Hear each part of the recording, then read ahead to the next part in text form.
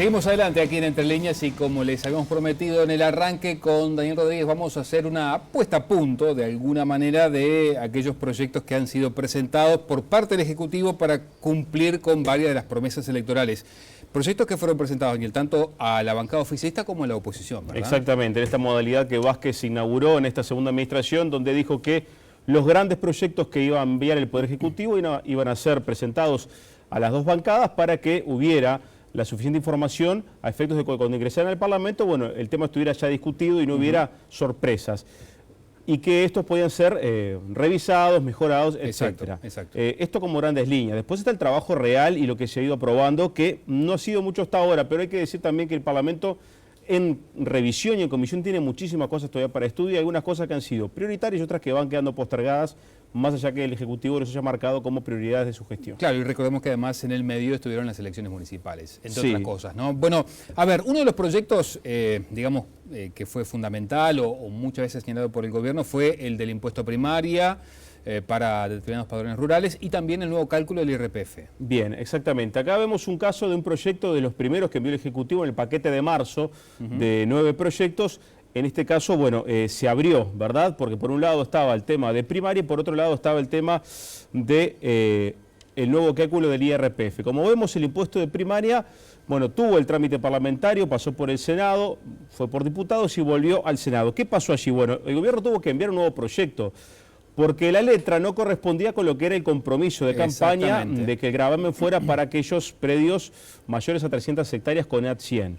Un primer proyecto que los números daban otra cosa, después el Ejecutivo corrigió, se terminó abriendo ese proyecto y bueno, finalmente ahora está a nivel del Senado. ¿Qué pasa? No puede tener modificaciones porque ya pasó por diputados con cambios, o sea que o se aprueba lo que vino o pasa a Asamblea General.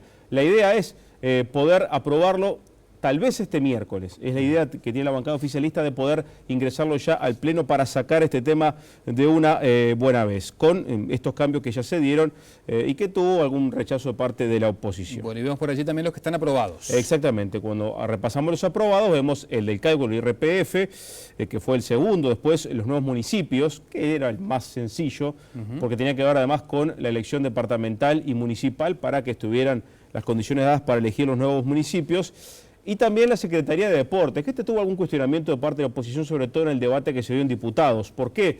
Esto retira la parte de deportes del Ministerio de Turismo y Deportes. Sí que era una secretaría que va a depender de Presidencia de la República. Y en la oposición se manejaba que esto lo que hace es quitarle control parlamentario. Además, por ejemplo, en sala se expresaron algunas dudas sobre la eventual injerencia de miembros del Poder Ejecutivo, como el caso del secretario de Presidencia Miguel Ángel Toma, por su antecedente con respecto al caso Casal y su sugerencia que hizo de que no había deuda, ¿se acuerdan? Cuando era fiscal de gobierno. Bueno, un cuestionamiento puntual y específico porque genera dudas sobre cómo se va a manejar esta herramienta. Lo cierto es que la Secretaría ya está votada, más allá que falte su promulgación, y bueno, es uno de los temas donde se pudo avanzar de parte de ese primer paquete de 9 leyes. Bien, hay dos proyectos muy importantes que ya fueron aprobados por la Cámara de Representantes y que ahora están en estudio de comisiones del Senado, ¿no? Sí, se trata de la descentralización de la Fiscalía, del Ministerio Público y Fiscal, que pasará entonces a ser... dentro de la Constitución permite ahora lo más independiente posible. ¿Qué pasa? Fue aprobado en diputados, está en comisión del Senado ahora. La urgencia del fiscal de Corte, Jorge Díaz, era tenerlo lo antes posible. ¿Para qué? Para poder presentar su proyecto de presupuesto para la próxima ley de presupuesto. Bueno, ¿qué va a ocurrir a la medida que el tema siga en el Senado todavía en discusión, más allá que la voluntad es que salga sin cambios? Bueno, se podrá contemplar a el nuevo servicio de fiscalías con el presupuesto que podría tener el Ministerio de Educación y Cultura y hacer un complemento más adelante vía rendición de cuentas. A ver, recordemos, el cambio del sistema penal se va a dar a partir del 2017 y los fiscales van a adquirir un protagonismo mucho mayor porque van a ser los titulares de toda la investigación.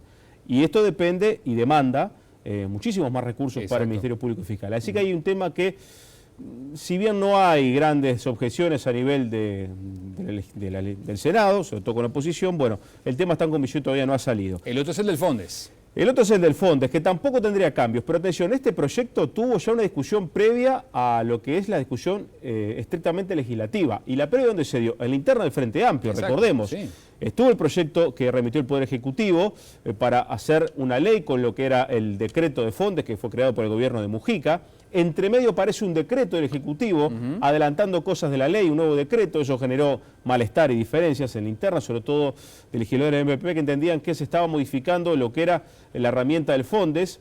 Y además estaba la objeción del PIT-CNT porque se decía, bueno, exacto, el Fondes como lo está concibiendo el gobierno de Vázquez le está quitando posibilidades y recursos, sobre todo del excedente del Banco República, a los proyectos de autogestión. Se está igualando mucho las pequeñas y medianas empresas y se le está quitando posibilidades a los proyectos de autogestión que se dice es muy difícil que consigan financiamiento por las vías habituales del sistema financiero. Entonces, ahí estuvo una discusión en la interna del gobierno inclusive, que fue bastante más compleja de lo previsto, y finalmente se llegó a este acuerdo. Recordemos, el Fondes va a estar, por un lado, INACOP atendiendo la situación de las empresas de autogestión.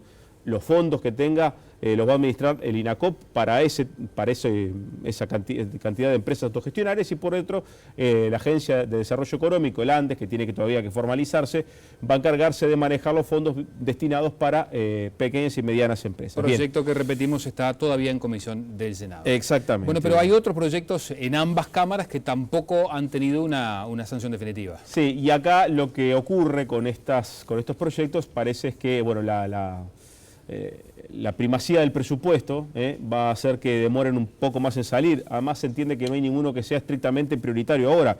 El primer paquete que envió el Ejecutivo está en el Senado, el que descentraliza la Junta Anticorrupción y el que crea el sistema de cuidados. Esto, que además tiene un financiamiento a largo plazo, está previsto en su propio proyecto de ley, que vaya implementándose de forma gradual, que es uno de los grandes temas de este gobierno. Pero bueno, por ahora, el sistema de cuidados, que tuvo que además ser reenviado el proyecto porque había errores en el proyecto original, esto parece estar un poco más demorado.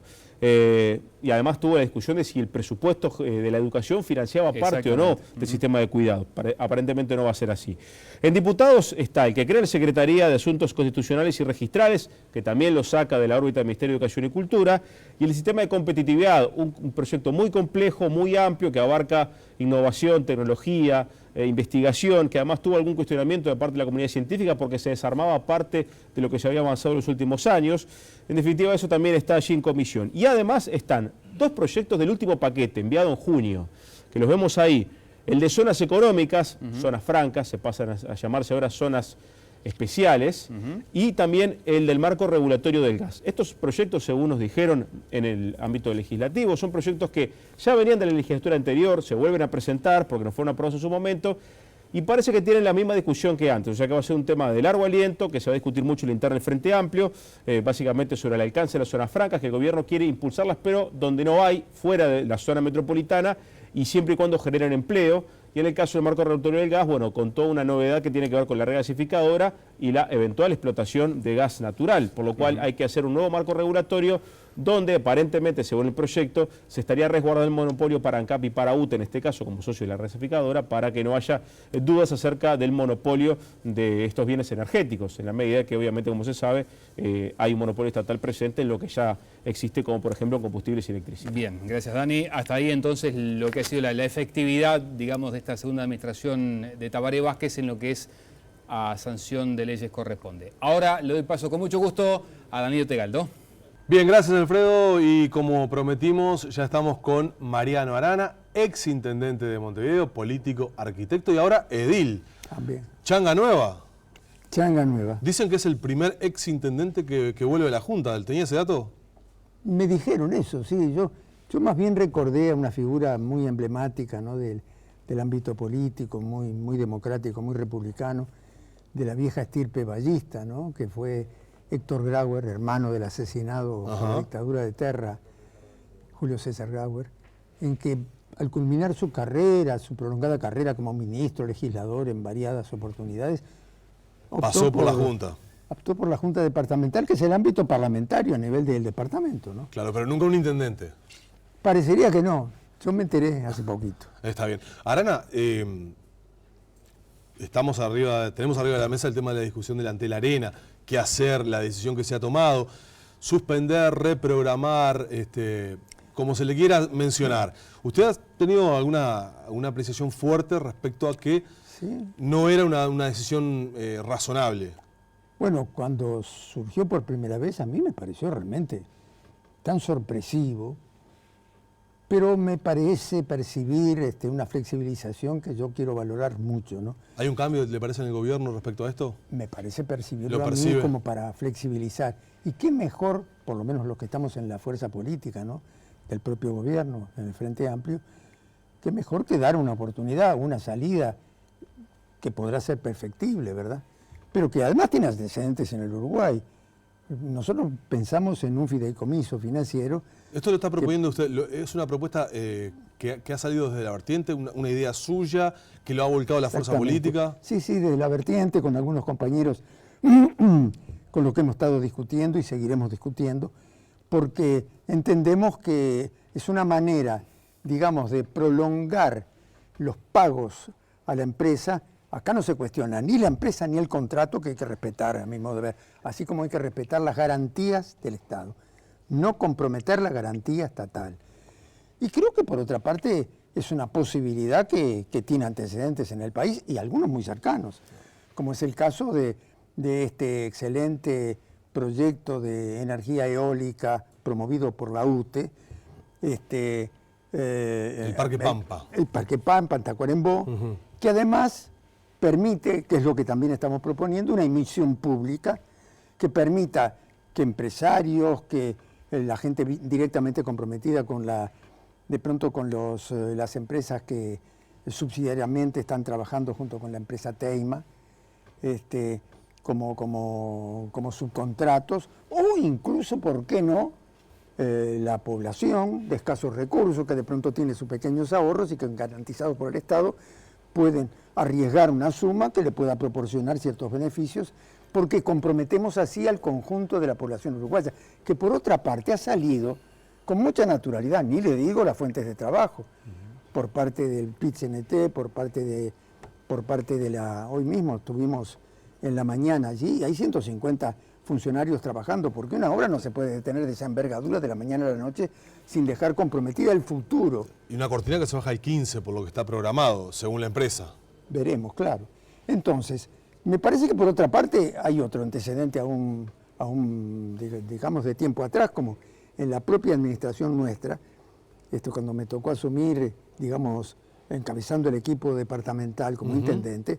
Recuerden lo que hicimos también, un fideicomiso para lograr complementar la avenida Propios y aquel encuentro con Garzón que era, yo qué sé, que era de terror, ¿no? Aquella era una especie de... Con obras en desnivel que Pero se hicieron. claro, Incluso. eso se pudo hacer así también.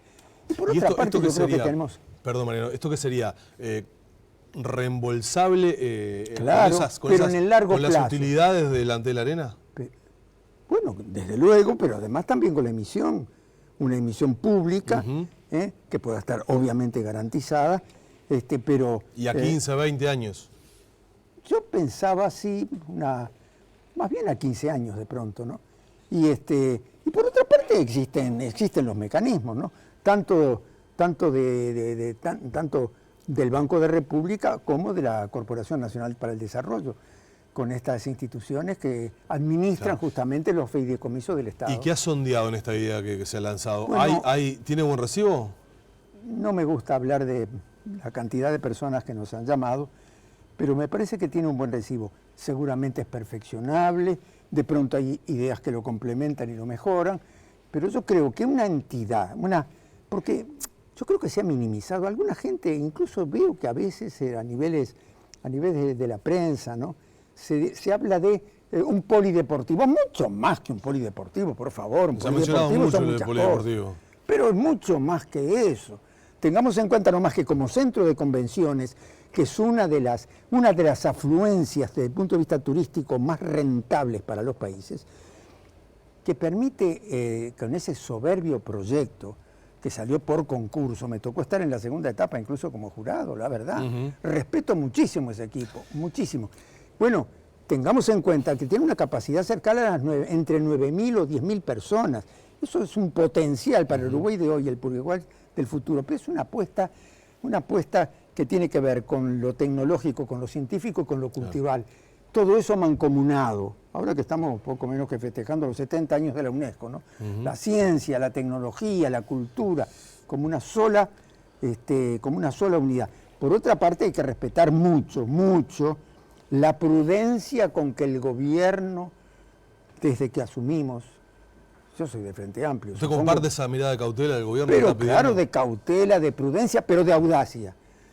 Como me asombra lo que hizo el Uruguay con prudencia y con audacia en momentos que la economía no estaba, digamos, en expansión, que en la segunda década del siglo XX se haya hecho, me estoy refiriendo fundamentalmente a esos gobiernos ballistas, Sí. ¿no? Que se haya hecho simultáneamente, fíjese, para apostar a la cultura y a la tecnología, porque se apostaba al Uruguay del futuro, con una fuerza, una convicción, que simultáneamente se estaba construyendo la Facultad de Derecho, la Facultad de Veterinaria, la Facultad de Agronomía, el Vázquez Acevedo, la Escuela Brasil, un poquito después la Escuela Alemania, soberbias obras de arquitectura además. Más acá usted mencionaba el Teatro Solís, ¿no? Y La 10 decisión años del Solís. después, 10 años después, pero estoy hablando todavía de las primeras décadas del siglo, que se esté simultáneamente, más allá de lo que a nivel privado se estaba haciendo el Palacio Salvo, terminando a nivel público el Palacio Legislativo, pero se estaba haciendo nada menos que el Estadio Centenario en pocos meses, algo asombroso para 1930, una obra temprana en hormigón armado, y desde el punto de vista funcional, increíblemente eficaz, pero además nada menos que proponiendo algo tan soberbio como toda la Rambla Sur. Claro. Bueno, y sí, también. Usted mencionó el el Solís, propio ¿no? gobierno anterior del doctor Tabaré Vázquez tuvo la audacia de proponer el plan Ceibal y el arreglo del Sodre y la culminación de buena parte del arreglo del Sodre, del teatro, con esa eficacísima programación, pero además hizo digamos toda la circunvalación vial de Montevideo. La ruta perimetral. Y antes incluso lo habíamos hecho con el Teatro Solís. Usted es un hombre político, ¿usted se afilia a esa posición que han esgrimido algunos representantes importantes de la central sindical respecto a que esto es más allá de la cautela y del redireccionamiento del gasto, es una pelea entre el mujiquismo y el astorismo? Yo no estoy yo creo que realmente son pequeñeces. Esas interferencias, la verdad que prefiero ni siquiera considerarlas. Yo creo que acá hay puede haber unas razonables dudas, pero bueno, frente a las razonables dudas, las razonables audacias, para mantener cautela y audacia al mismo tiempo, como fue buena parte de nuestros mejores periodos uruguayos, mucho antes que se soñara que pudiera existir un movimiento que se llamara el Frente Amplio, al que yo adherí desde el comienzo. Y bueno, ¿qué otra cosa nos enseñó el general Sereñi? Mirando siempre al futuro, con una visión estratégica, siempre pensando en positivo. Arana, tengo que cerrar, pero le quiero preguntar por la Junta Departamental en el final. Se va a encontrar una Junta bastante particular, porque tiene al Frente Amplio con la mayoría de ediles, pero con un partido de la concertación algo nuevo. ¿Qué se espera del trabajo de la Junta estos 5 años? Y bueno, yo lo que espero es diálogo, y la mayor parte de las veces, entendimientos en la medida que sean posibles, ¿por qué no? ¿Y por qué no pensar que para este problema de Ante la Arena de pronto se puedan tener también concertaciones? Porque esto beneficia a la gente y por algo la gente, ni le digo la gente del barrio, que está entusiasmada con lo que ya se percibe y mucho más entusiasmada con lo que puede haber. Pero piensen nomás desde el punto de vista estratégico de ciudad. Y estoy pensando como edil, como es intendente, como es ministro de Vivienda y de Medio Ambiente y de ordenamiento territorial. Pero usted se da cuenta que en esa misma línea está el mercado modelo que se va a trasladar y que quedan 6,5 hectáreas o 7 para que en el baricentro de la mancha urbana enorme de Montevideo, demasiado demencialmente enorme, se puede estar haciendo una transformación fenomenal que se conjuga con Ante la Arena y que se conjuga con los 7, el barrio Ituzaingó, allá frente a la... Donde hay obras de la Intendencia. Donde hay obras de la Intendencia ya iniciadas. Las 7 manzanas. Las 7 manzanas que han sido una perturbación y que frente al hipódromo puede ser una unidad, un eje fenomenalmente potenciador del Montevideo de hoy y del Montevideo del futuro. Pero lo de Antel no es solo Montevideo, esto es un programa para el Uruguay, ¿no? Mariano, no nos van a faltar temas para conversar seguramente. Le agradecemos mucho que haya venido por acá. Espero estar con el mismo entusiasmo que estoy con ustedes ahora. Está bien, se ve que los 3 bypass que le hicieron no hicieron mella, ¿eh? Sí, espero que lo de Ante la Arena no me obligue un cuarto. Está bien, Alfredo. Muy bien, vamos a hacer ahora la última pausa, si les parece, y lo prometido, vamos a recibir con muchísimo gusto al diputado Alfredo Asti para conversar, entre otras cosas, a propósito de la Telarena, pero también sobre inversiones y también sobre el presupuesto que está elaborando el Ejecutivo y que prontamente llegará al Parlamento. Ya venimos.